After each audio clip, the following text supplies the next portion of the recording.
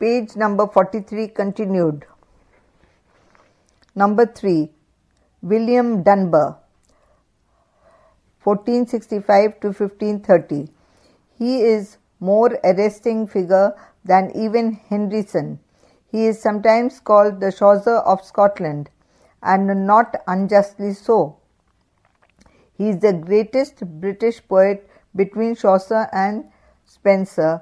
His poems are usually short. Many of them, as Leguay observes, are cast in medieval frames. He lacks the observation of Chaucer and Henryson, but he has to a rare degree one never reached before him and seldom since: virtuosity of style and versification. Virtuosity of style and versification. He dazzles the eye and ravishes the ears. Dunbar's work falls into three categories as follows: 1. Formal allegory, 2. Comic and satirical verse, and 3. Religious poetry. The Golden Targe, Targe, is the best work of the first category and has been already referred to. Other such works are the Thistle, Thrissel, Thistle, and the Roi, celebrating the marriage of James IV and Margaret Tudor, sister of Henry VII of England, and Beauty and the Prisoner. Among the poems of the second category, the most prominent and most characteristic of Dunbar is the Dance of the Seven Deadly Sins, Synns. The poem is more full of grotesquerie and macabre buffoonery than religious edification. It is indeed a weird extravaganza. Thirdly, there are many hymns written by him. Number 4. Gavin Douglas, 1457 to 1522. He is well known for his two allegorical poems, The Police of Honour and The King Heart, and his verse translation of Virgil. The former is written in intricate 9-line stanzas and too obviously imitates Chaucer's House of Fame. The latter uses the 8-line stanza of the Monk's Tale. The only novelty of Douglas is his mixing of humour and pathos in his allegory. His translation of Virgil's Aeneid is in heroic couplets, but he is little worried about correctness for music. His verses jar upon the ear very rudely. His translation seems to be more of the nature of a parody than a translation. Reginald Peacock, 1390 to 1491. Peacock's two works, Represser of Overmuch Blaming of the Clergy and the Book of Faith, are landmarks in the history of English prose. He had clarity, the gift of choosing homely examples, and a wealth of words. His style is argumentative.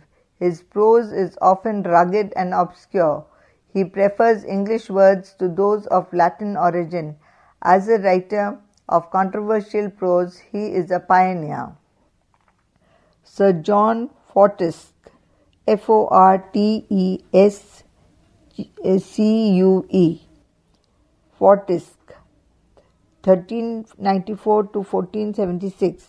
A lawyer by profession, Fortescue is known for his English works, The Difference Between an Absolute and Limited Monarchy and the Government of England. They are remarkable for clear, easy, simple and straightforward style and for the expression of national sentiment.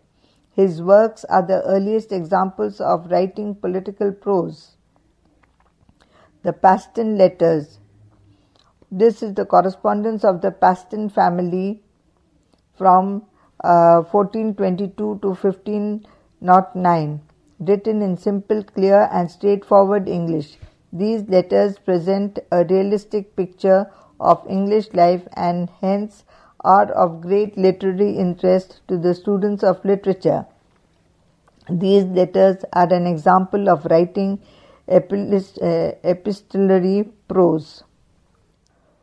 William Caxton, 1421 to 1491. Caxton was the first to establish printing press in 1476 in England. He printed almost every work of real quality known in his day, including those of Chaucer and Malory. He made 24 translations from French, Dutch, and Latin texts. The Recueil, the Recueyell of the Histories of Troy, 1471, the Game of the Play of the Cheese, 1474, Renard the Fox, translated from the Dutch, and the Dictes and Sayings of Philosophers are his famous works. He re-edited Treviser's Chronicle, in which he changed the rude and old English. Caxton was conscious of his limitations as a literary artist. Rickett writes, but he has ready instinct for good Saxon prose, and his prose is far more readable and attractive than some of the prose written from this time. One of his pleasantest qualities is the confidential note which he strikes, a note that was later on to be the distinctive note of English essay. Sir Thomas Malory. Malory's memorable work Morte d'Arthur was published by Caxton, who pointed out that it was completed in the reign of King Edward IV in the year 1470. It is a compilation of French romances dealing with different cycles of romances like that of King Arthur and his Round Table. It is a book of chivalry written with remarkable simplicity. It is the storehouse of those medieval legends which have haunted English imagination. Arnold, Swinburne, Morris and Lord Tennyson were inspired by Morte d'Arthur. Tennyson's famous work, Idylls of the King, was immensely influenced by it. Other poets from 1579 to 1625. The minor poets of the age of Shakespeare were very numerous, but it would serve no useful purpose to attempt a catalogue of them here.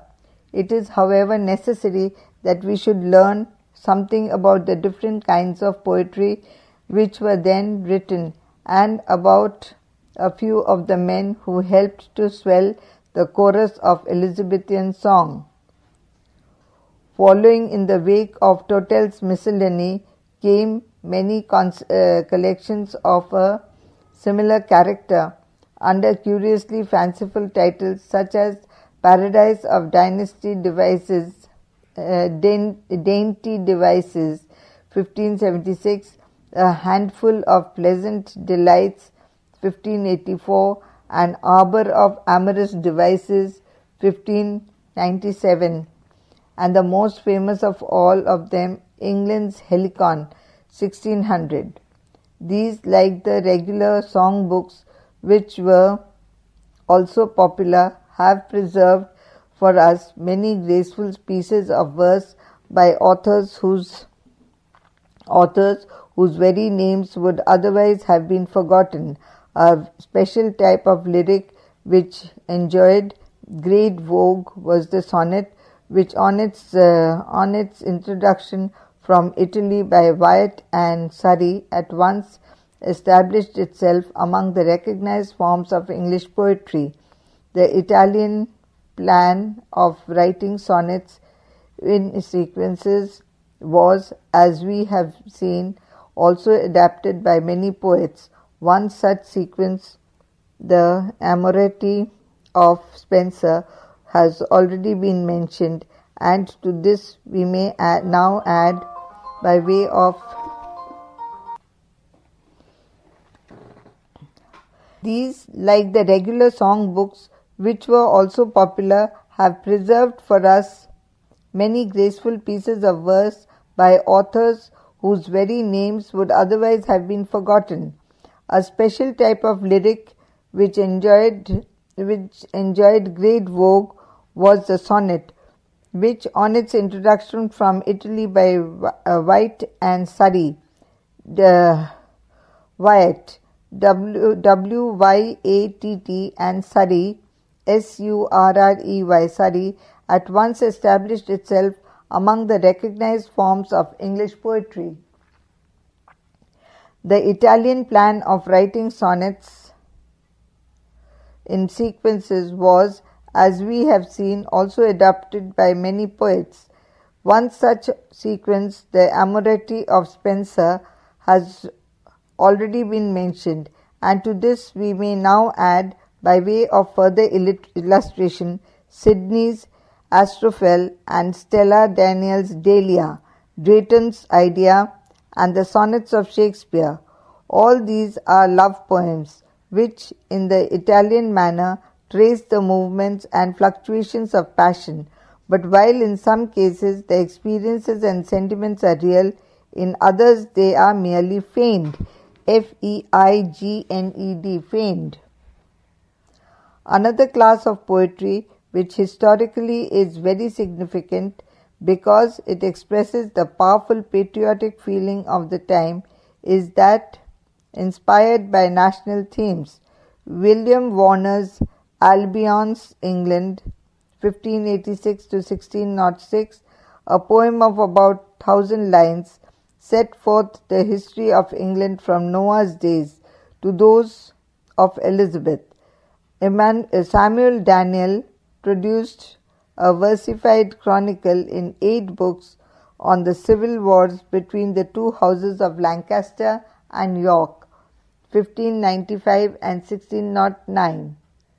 Michael Drayton, Drayton, Michael Drayton, who is now best known by his spirited ballad The Battle of Agincourt, has a more substantial, if not better, claim to recognition as the author of England's heroical epistles, 1595, The Barons' Wars, 1603, and Polyolbion, 1612 to 1622, an enormous political description of England in 30 books, which Drayton himself not unjustly refers to as his Herculean toil.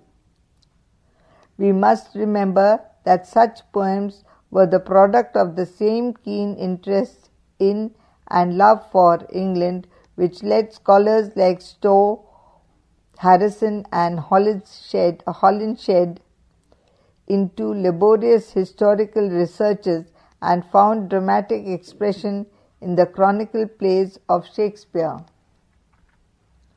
We have spoken of the Jacobean division of the age of Shakespeare as the period of decline. By this we mean that the Elizabethan inspiration was not now waning, that its subject matter was getting exhausted, and that a tendency to imitation was setting in among the rising generation. Meanwhile, a new group of poetry was beginning with John Donne, 1573 to 1631, whose work belongs essentially to the time of James, though he was 30 years old when Elizabeth died. Donne, who was a celebrated divine and preacher, wrote songs, sonnets and marriage poems, elegies and satires, all of which are characterized by much genuine poetic feeling, harsh meters, and those strained and whimsical images and turns of speech which are called conceits. Shakespeare's predecessors. It will be seen that special importance attaches historically to the work of those playwrights who, coming just before Shakespeare, prepared the way for him by ensuring the triumph of that free and flexible form of drama which he was afterwards to make his own. In a loose sense, they constitute a group that are commonly known as the fame and as the name of the university wits. As this implies, they were all men of academic training and had thus been brought into personal touch with the new learning and had absorbed the spirit at one or another of the two great institutions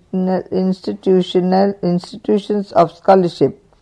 But with one exception, they gave their talents to the public eye.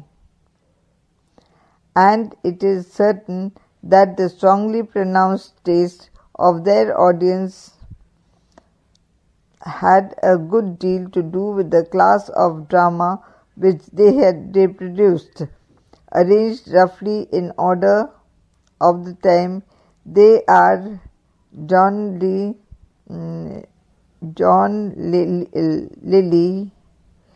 1554 to 1606, Thomas Kyd from 1557 to 1595, George Peele 1558 to 1597, Thomas Lodge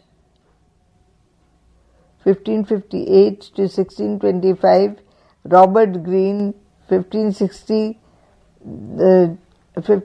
to 1592, Christopher Marlowe 1564 to 1593, and Thomas Nash 1567 to 1601. It would be of little use, page number 45.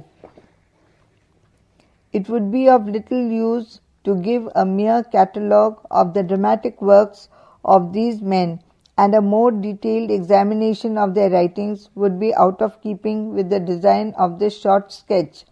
We must think of them, therefore, mainly as a group, and must be satisfied with the general assertion that each contributed something to the evolution of the drama into the forms in which Shakespeare was to take it up. Concerning two of them only, a few further details must be added because of their special significance in literary history and the direct influence which they exerted upon Shakespeare. These are Lilly and Marlowe, Lyly and Marlowe. Lilly is most widely known as the author of a prose romance entitled Euphues, Euphues, Euphues. His dramatic work, with which alone we have now to do, consists of 8 comedies, of which the best are Campaspe, Endymion, and Galatea. They were all written for performance at the court, and the interest in them depends not on plot, situation, or even characterization, but on language, that is, on the wit point, ingenuity, and grace of the dialogue. At a time when the humours of the public stage ran often into coarseness and horseplay, Lilly helped to give comedy an intellectual tone. In this, as well as in his skill in clever repartee and in his continual use of puns, conceits, and all sorts of verbal fireworks, he anticipated Shakespeare, whose early comedies, such as Love's Labour Lost and A Midsummer Night's Dream, obviously owe much to his example. From Lily, Shakespeare also learned how to combine, as in the two plays just named, a courtly main plot with episodes of rustic blunders and clownish fooling. In these things, Lilly set a fashion which others, including Shakespeare, followed, and in comedy he was undeniably Shakespeare's first master. Marlowe's historical importance is even greater. A man of fiery imagination and immense though ill-regulated powers, who lived a wild bohemian life, and while still young was skilled in a drunken ball, he was by nature far more of a lyric poet than a dramatist. Yet his Tamburlaine the Great, Dr. Faustus, the Jew of Malta, and Edward II, despite the bombast and extravagance by which they are frequently marred, give him the place of pre-eminence among our pre-Shakespearean playwrights. In these plays he really fixed the type of tragedy and chronicle play for his immediate successors, and in them also he introduced blank verse, hitherto confined to a classic plays and private representations, to the romantic drama and the public stage. That Shakespeare, who must have known him well and who probably collaborated with him, was at first profoundly influenced by him, is evident. His early blank verse is fashioned on Marlowe's. His narrative poem, Venus and Adonis, is in part at least inspired by Marlowe's Hero and Leander. His Richard III and Richard II are clearly based on the model of chronicle play